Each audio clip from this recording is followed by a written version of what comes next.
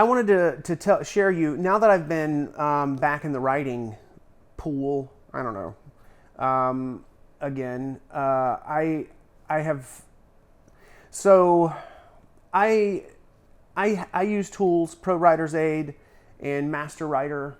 Master Writer has great dictionaries, like where it's like really, really heavy duty thesaurus, and you can. I'm not going to go into that right now. The reality is where I live, I can't get internet access right now. Hopefully, it's coming. Hopefully, it's coming. I know that that's the bizarrest thing in the world to say. My camera's telling me the battery's dying, and I'm pushing the end of this record limit, so I'm not going to go into all of that. I've been over that a dozen times probably. But what that does is that has made me find a good thesaurus that I can actually hold in my hand, because Master Writer requires internet access.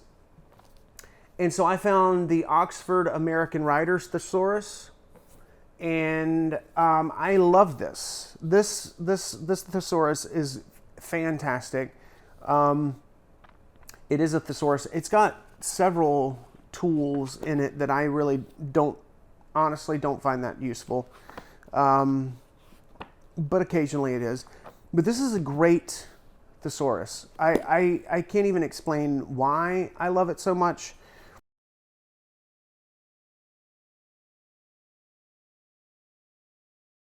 I can't remember when I got it. I got it sometime in summer of last year. But if you're looking for a good thesaurus for writers, this is a good one. And right now my brain is a little bit dead, so I can't. It's covered in wax because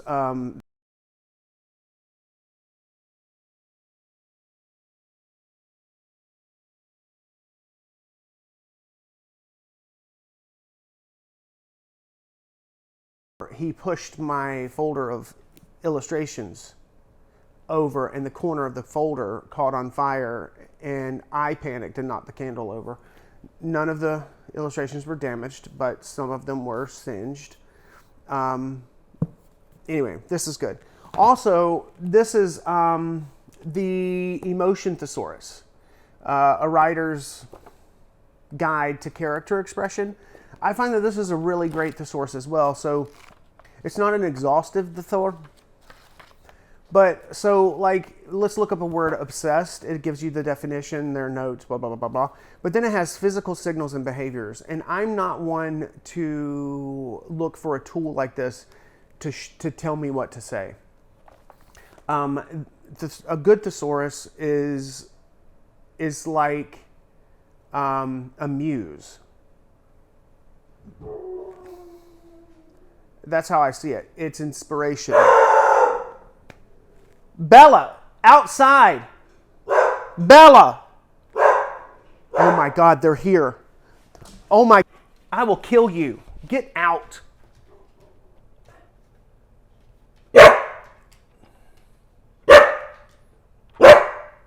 Urgh.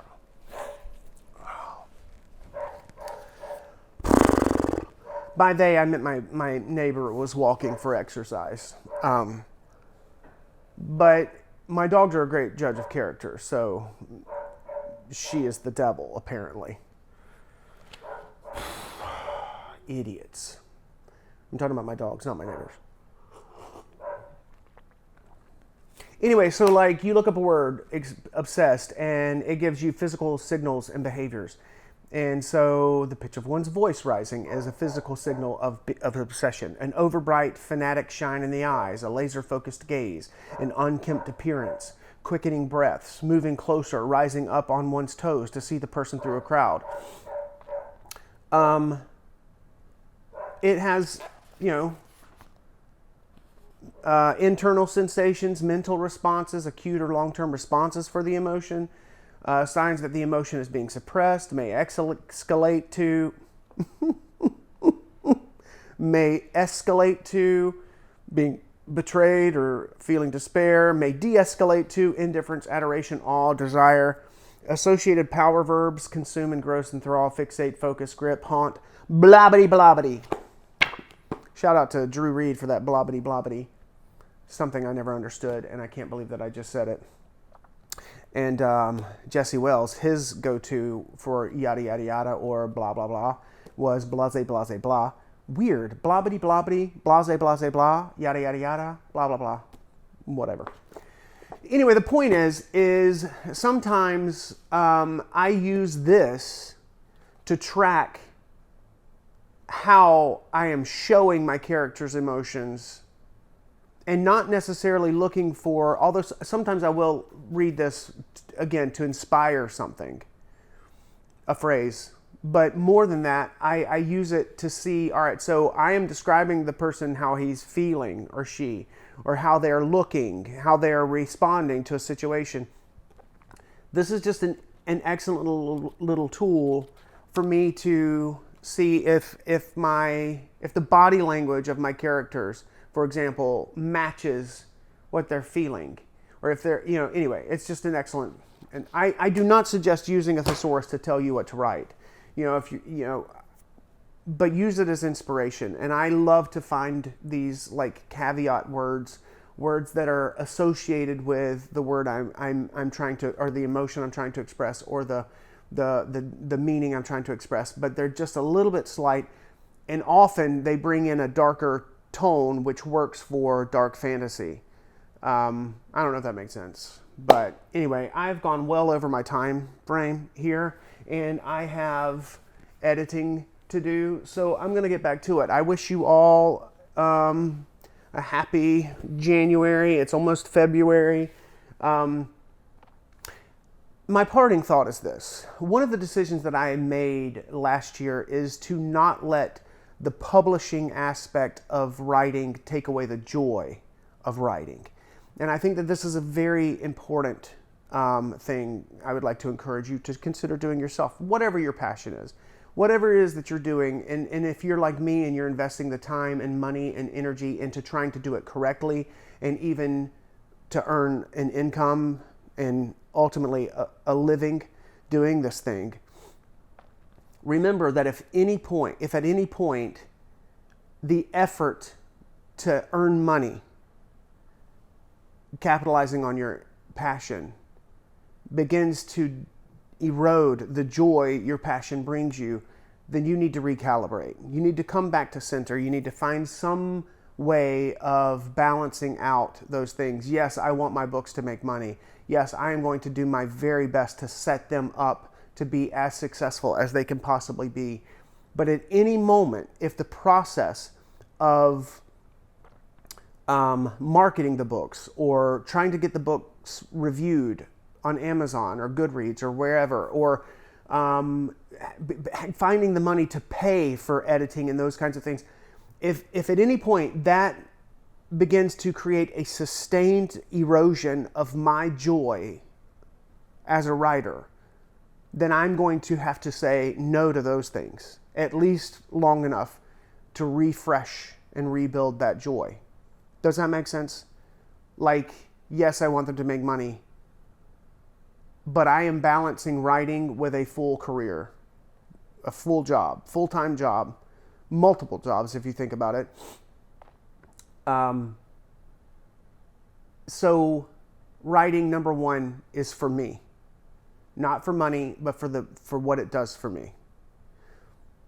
So taking care of myself, I have to protect that writing process so that my joy isn't robbed and leached away by all of these tedious things like marketing and self-publishing and reviews, and every single site that is supposed to be a tool to help me as a self-published author expects like full-time commitment and management of these sites, which is unrealistic, especially when there's a half a dozen that I use right now, and they all expect hours and hours and hours every single week of attention in order to build my audience on that platform. No, that's not useful for me. I can't manage that.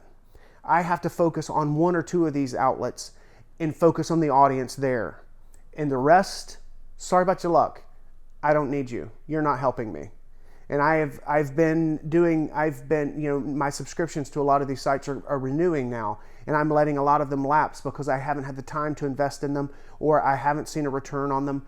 So basically the one that I tell you is been very useful for me in building my email list is BookFunnel. And through BookFunnel, my goal was at the end of this month, by February 1st of 2023, to reach 1,000 email subscribers. Coming into January of 2023, I had over 1,000 email subscribers, and in this past week when I checked, it was like 1,300.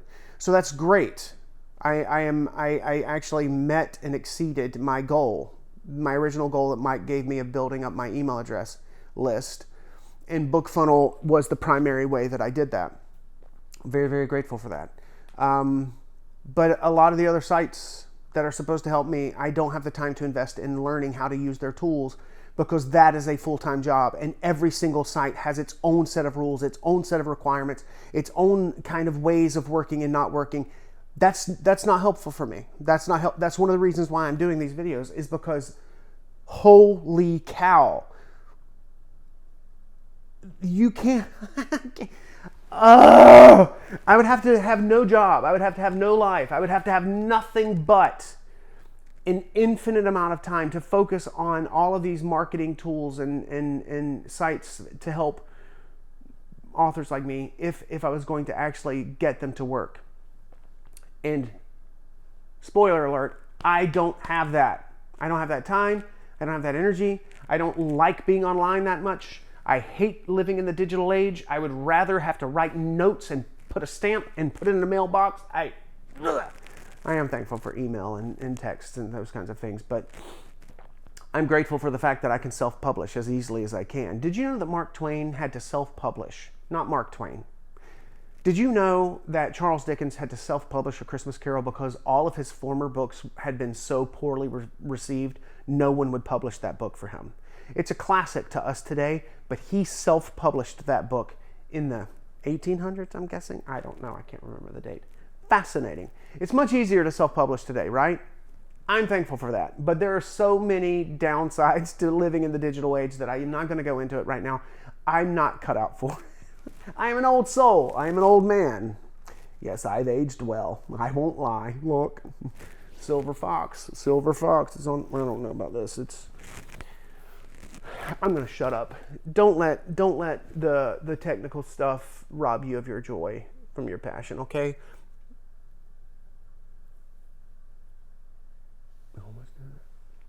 Peace out, home skillet. Take care of yourselves. Find a good dog and take care of them too, okay? Because dogs are better than people. Don't argue with me. It's just the truth. Dogs are better than people. People suck most of the time. Not you. Well, you, but not you. Okay. Take care.